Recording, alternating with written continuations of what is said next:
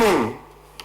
I am Adebare Ejimakide, the evening news. The Nigerian National Petroleum Company Limited has finally admitted that it is facing challenges due to $6 billion debt. In a statement by its Chief Corporate Communications Officer, Olufemi Shomeye, NNPCL confirmed that the debt is the reason for the fuel quiz in filling stations across the country, stating that it is impacting supply sustainability. According to him, Nigeria's debt to suppliers of petrol surpassed $6 billion, making the NNPCL struggle to cover the gap between fixed pump prices and international fuel costs. He further stated that the National Oil Company began struggling early this year when PMS payments surpassed $3 billion, bringing an increase to the debt profile of the company under contract terms. Efforts by the federal government to ramp up power generation seems to be suffering a setback following the refusal of the electricity distribution companies to offtake the power allocated to them. The Minister of Power, Adebayo Adelabu, in a statement made during a facility tour of TBEA Southern Power Transmission and Distribution Industry in Beijing, China, described the rejection of power by electricity distribution companies as regrettable. According to the minister, generation peaked at 5,170 megawatts, but unfortunately, it had to be ramped down by 1,400 megawatts due to the inability of the DISCO to pick the supply. Mr. Adelabu lamented the development, saying it is regrettable considering that the government is on course to increase generation to 6,000 megawatts by the end of the year. He also disclosed that the federal government had concluded plans to release $800 million for the construction of substations and distribution lines under the presidential power initiatives. The Center for the Promotion of Private Enterprise has urged the Federal Competition and Consumer Protection Commission to avoid a price control mindset.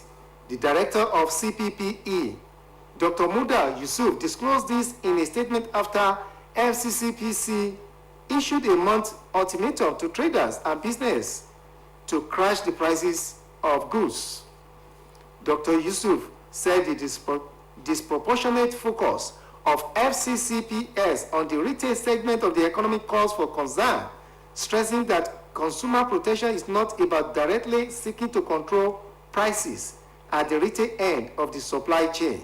He added that the Commission seems to be fighting the symptoms rather than dealing with the causes of the current inflationary pressure in the economy, noting that the core mandate of the Commission is not to fight inflation. Some of the End Bad Governance protesters have been remanded in Kuje Correctional Center after being charged with treason. Justice Emeka White of the Federal High Court sitting in Abuja ordered their remand pending the hearing and ruling of their bail application slated for next week. The judge fixed the date after they pleaded not guilty to the 6-count charge bordering on terrorism slammed against them by the federal government. The Nigerian police force has declared a British national, Andrew Winnie, and a Nigerian Lucky Obiya wanted for allegedly plotting to overthrow the democratically elected government in the country. The police accused the British national of building a network of sleeper cells to topple the government and plunge the nation into chaos. Addressing journalists in Abuja, the Voice spokesperson Muyiwa Adejobi said Winnie rented a space at Labour House and established a school to serve as a decor. Adejobi said documentary evidence and confessions revealed that Winnie provided finance and operational guidance to allegedly topple an elected government in the country. According to him, these acts are in clear violation of the Terrorism Prevention Act 2011 and other relevant laws.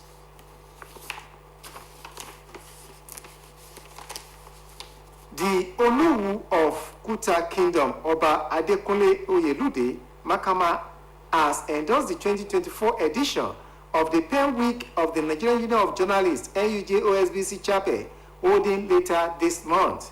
Oba Oyelude made the endorsement in his palace while receiving the NUJ OSBC chapter's executives who paid him a courtesy visit.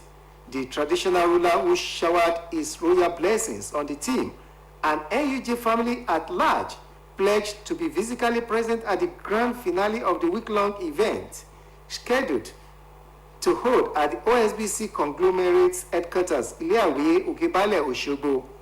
Earlier, the chairman NUJ OSBC chapter, Comrade Lateef Agbola, had told the Olowo of Kuta Kingdom that the visit was imperative because of the strategic role of Oba Oyelude as the life patron of the union and the need to seek royal blessings.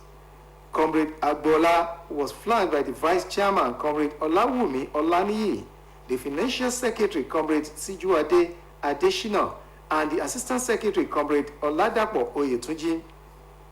He explained that the Pen Week will be ushered in with Sunday service on 22nd of this month, to be followed by the opening event alongside free medical checkup for the staff on Monday 23rd, while the grand finale, tagged Ancestors Day, will feature awards presentation on Thursday 26th, to be rounded off with Thanksgiving Jumat service the following day.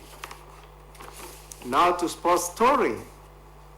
Former Super Eagles goalkeeper Dosu Joseph has aided the performance of the Falconets at the FIFA Under-20 Women's World Cup. It will be recalled that Nigeria kicked off their campaign with a 1-0 win over South Korea today at the Estadio Metropolitano de Tecno in Colombia. The only goal of the game was scored by Flourish Sebastian in the 86th minute to give Nigeria a precious 3 points. Reacting after the game, the Atlanta Olympic gold medalist, in a chat with newsmen, stated that the Falconets must remain focused and should not be carried away by the results of the game.